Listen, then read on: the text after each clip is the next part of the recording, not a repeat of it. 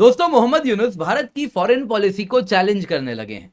वो सार्क जिसका पाकिस्तान टेररिज्म के कारण हमने बॉयकॉट किया था, और इतना ही नहीं, हमारे साथ मिलकर बाकी देशों ने भी, जैसे कि भूटान, अफगानिस्तान, बांग्लादेश ने भी पाकिस्तान को बॉयकॉट किया था और कहा था कि हम सार्क समिट में पार्टिसिपेट नहीं करेंगे।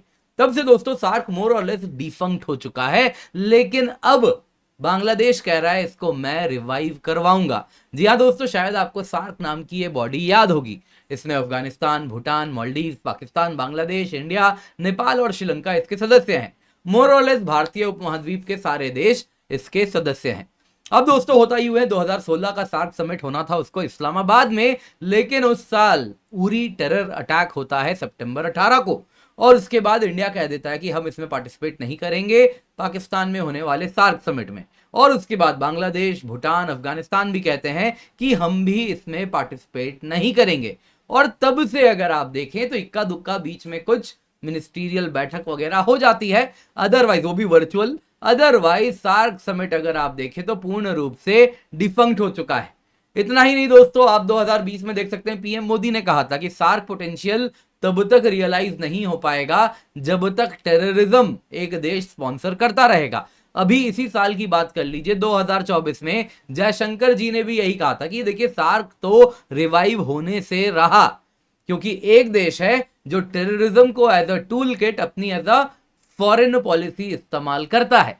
तो इसके बाद अगर आप देखें दोस्तों तो एक बात तय हो गई थी कि भारत ने तो ये बात कहीं ना कहीं आसपास में सबको बताना चाह रहे हैं कि सार्क तो अब रिवाइव नहीं होगा। और इसके लिए दोस्तों हमने एक ऑल्टरनेटिव भी बना दिया है, बिम्स्टेक है, जिसमें सारे लाइक माइंडेड कंट्रीज उसके सदस्य हैं, जो कि सार्क का ऑल्टरनेटिव और बेहतर बन के उभरा है, क्योंकि इसमें एक्ट ईस्ट के तहत आसियान इकोनॉमीज के साथ भी इंटीग्रेशन है, जो और मीनिंगफुल पार्टनरशिप है।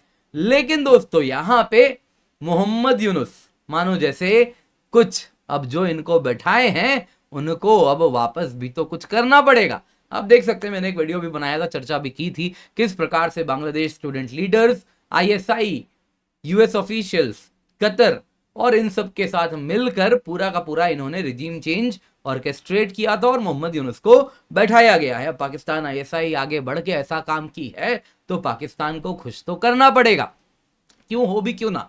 आप देख लीजिए, अगस्त 30 की बात है, पाकिस्तानी पीएम बांग्लादेश के यूनुस में दोनों में होती है चर्चा, और उसमें यही बात निकलती है। पाकिस्तानी पीएम कहते हैं कि सार्क को रिवाइव करना होगा, बांग्लादेश के यूनुस कहते हैं हाँ सार्क रिवाइव होगा, मैं करवाऊंगा। अब दोस्तों यही बात वापस कल उन्होंने पीटीआई को जो इंटरव्यू दिया है उसमें उभर के आया है, जिसमें वो कह रहे हैं कि सार्क स्पिरिट को रिवाइव करेंगे। अभी यूएनजीए की जो समिट होगी उसमें सारे सार्क के हेड ऑफ द स्टेट्स के साथ बातचीत होगी, बैठक होगी, और इसको हम करेंगे रिवाइव। दोस्तों क्या है यहां पे, अगर आप ये पूरा न्यूज देखें ना तो इसके पीछे भारत के लिए कुछ प्रॉब्लम्स हम ऑब्जर्व कर सकते हैं जो हम देखेंगे। क्योंकि अगर आप बांग्लादेश की बात करें तो उसका पूरा का पूरा रीजनल इंटीग्रेशन बिम्स्टेक से बड़े सफिशिएंटली हो रहा है, लेकिन वो सार्क के तरफ क्यों जा रहा है? इसके पीछे दोस्तों एक हिडियस प्लान है। क्या है वो, आइए आज के वीडियो में देखेंगे। पर इससे पहले आगे बढ़े, बहुत जरूरी अनाउंसमेंट है दोस्तों, आज ऑफर खत्म हो जाएगा और टीचर्स डे में आपको जो हम यूपीएससी सीएससी का सब्सक्रिप्शन 24,999 रुपए में दे रहे हैं, ये दोबारा नहीं आएगा। जी हाँ दोस्तों, कंप्लीट जीएस का कोर्स, कंप्लीट सीसैट का कोर्स, प्रीलिम्स की टेस्ट सीरीज, मेंस की टेस्ट सीरीज विद इवैल्यूएशन आपको मिल रही है। सारे लेक्चर से पीपीटी मिलेंगे, लाइव लेक्चर देखिए, रिकॉर्डेड देखिए, 1-on-1 मेंटरशिप है। ये दोबारा इस कीमत पे नहीं होगी, तो जल्दी से नीचे लिंक है, जाके क्लिक करें, यूज द कोड KC10, अभी के अभी जाएं, जाके एनरोल करें। दोस्तों सार्क की बात करते हैं तो सबसे पहले बांग्लादेश के जो इंटरिम गवर्नमेंट हेड है मोहम्मद यूनुस और पाकिस्तानी प्रधानमंत्री शहबाज शरीफ के बीच में 30 अगस्त को बातचीत होती है और कहते हैं कि हाँ जी सार्क को रिवाइव करना है, बायलैटरल रिलेशंस रिवाइटलाइज करने हैं। यूनुस ने कहा कि वो कमिटेड हैं कि वो सार्क को तो रिवाइटलाइज करके रहेंगे, इस पूरे खित्ते का, रीजन का टॉप रीजनल फोरम बना देंगे और अपने रिश्ते साउथ एशियन नेशंस में मजबूत करेंगे, ऐसा उन्होंने कहा। पाकिस्तान दोस्तों एक बात समझिए, सार्क का पुराना प्रोपोनेंट रहा है। वो काफी टाइम से सार्क को कहता है सार्क में चर्चा होगी, सार्क में चर्चा होगी, क्योंकि वो इसको एक प्लेटफॉर्म की तरह यूज करता है जिसमें वो अपने आप को इंडिया का इक्वल प्रोजेक्ट करना चाहता है। इतना ही नहीं दोस्तों, वो बाकी स्मॉल कंट्रीज का कान भी यहीं भरता है और इंडिया के अगेंस्ट उनको खड़ा भी करने का प्रयास करता है। तो सार्क वो ऐसा फोरम बनाना चाहता है जहां से वो ये प्रोजेक्ट करना चाहता है कि इंडिया के सारे नेबर से प्रॉब्लम है और इसके लिए बाकी स्मॉल कंट्रीज के साथ मिलके गैंग अप करने का प्रयास करता है। अब दोस्तों यहां पे कुछ इसी लाइंस पे मोहम्मद यूनुस ने प्रेस ट्रस्ट ऑफ इंडिया को इंटरव्यू दिया। उन्होंने कहा कि देखिए जी, हम प्राइम मिनिस्टर नरेंद्र मोदी से मिलेंगे, मोहम्मद यूनुस ने कहा, यूएनजीए सेशन के साइडलाइंस में, जो कि इस महीने के अंत में होगी। अब यहां पर दोस्तों देखने वाली बात यह है कि उन्होंने कहा कि सारे सार्क नेशंस के जो हेड्स ऑफ द स्टेट आ रहे हैं उन सब के साथ मिलेंगे और सबको एक साथ जमा करके एक सेल्फी वगैरह लेंगे, फोटो ऑप करेंगे। और इसके साथ वो कह रहे हैं कि सारे heads of the states of the nation एक साथ जमा होंगे और हम चर्चा करेंगे कि सार्क जो कि एक ग्रेटर कॉज के लिए बना है उसको वापस से रिवाइटलाइज किया जाए। इस वक्त वो केवल पेपर पे एग्जिस्ट करता है, फंक्शन प्रॉपरली नहीं कर रहा, तो हम भूल भी गए हैं सार्क के बारे में, लेकिन मैं इसे रिवाइव करूंगा, ये सार्क के स्पिरिट को वापस लेकर के आना होगा। अब दोस्तों सवाल उठता है, सार्क को मोहम्मद यूनुस इतना चैंपियन क्यों कर रहे हैं? देखिए सार्क तो ऑलमोस्ट डिफंक्ट है, लेकिन आज अगर आप देखें तो सार्क को रिप्लेस करके बिम्स्टेक आ चुका है, bay of Bengal initiative for multi sectoral technical and economic cooperation.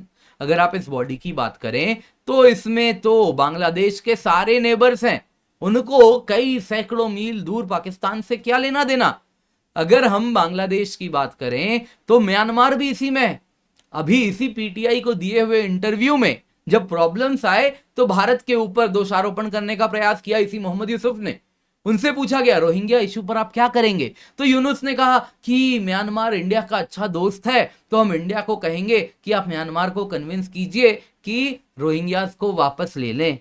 तो जब प्रॉब्लम है जो सॉल्व नहीं हो सकता उसके लिए इंडिया नहीं कर रहा, इसलिए नहीं हो रहा, तो ये अभी से इंडिया को इंसर्कल करने का प्रयास कर रहे हैं। लेकिन अगर ये सच में अपने रीजन का बेहतरी चाहते, देश का बेहतरी चाहते, तो वो कहते कि बिम्स्टेक अच्छा फोरम है क्योंकि इसमें म्यांमार भी है, इंडिया भी है, बांग्लादेश भी है, तो यहां पर हम चर्चा करते कि म्यांमार को कहते कि इतने सारे रोहिंग्यास हैं, आप कुछ वापस ले लीजिए। तो ये बिम्स्टेक जो ये काम कर सकता है उसको रिवाइटलाइज करने का या उसको एज अ प्लेटफॉर्म इस्तेमाल करने की बात ना करके ये सार्क के चैंपियन क्यों बने हैं?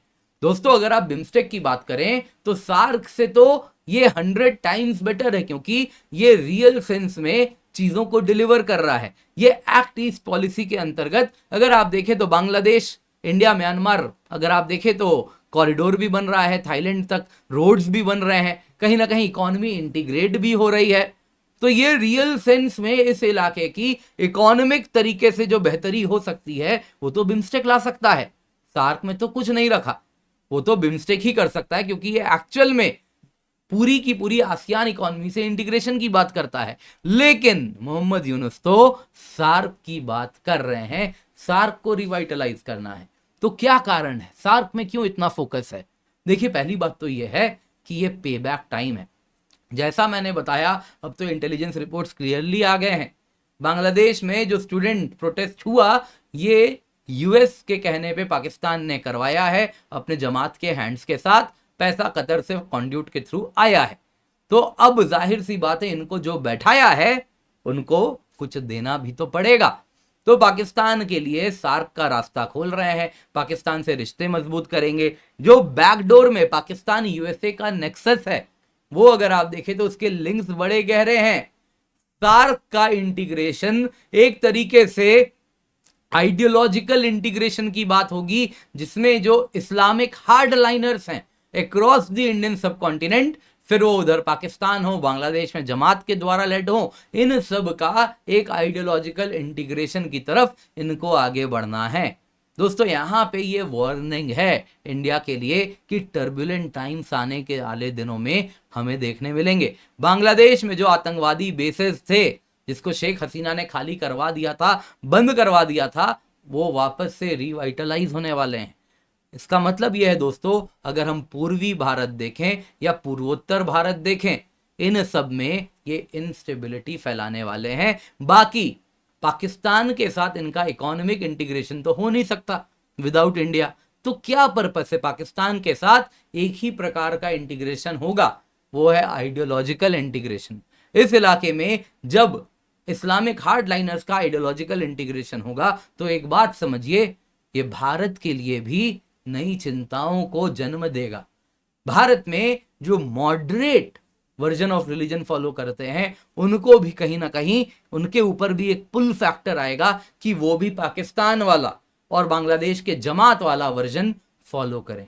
तो हमारे लिए आने वाले दिनों में चिंता काफी बढ़ने वाली है। तो जरूरी है मोहम्मद यूसुफ को हम अभी से डिसिप्लिन करना स्टार्ट करें। आप क्या समझते हैं कमेंट में अवश्य बताइएगा। दोस्तों उम्मीद करता हूं आपको ये वीडियो पसंद आई होगी, लाइक जरूर कीजिएगा।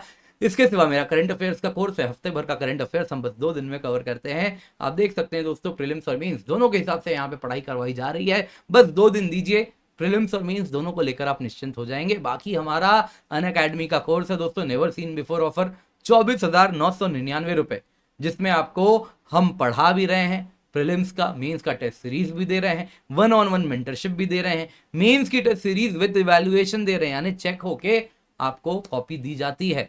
दोस्तों क्वालिटी कोर्स है ये, कोर्स आपको दुनिया में अगर देखें तो भारत में नहीं मिलने वाला और कहीं भी इस अफोर्डेबल प्राइस में। दोस्तों पिछले साल 70 से अधिक सिलेक्शन इन्हीं प्लस कोर्सेज से आया था, तो इसको अपने हाथ से जाने ना दें। बाकी हमारे बैचेज हैं दोस्तों, सितंबर 7 से स्टार्ट होगा, तो अगर आप अभी ले लेते हैं तो टाइमली ये बैच का भी हिस्सा बन जाएंगे, आपकी पढ़ाई अभी स्टार्ट हो जाएगी। इसके सिवा अन्य बैचेस भी हैं, कुछ बैचेस आगे भी आएंगे, तो जल्दी से जाएं, जाके जुड़े, use the code KC10। Optional batches भी हैं, इन सब का भी फायदा आप अवश्य उठाएं।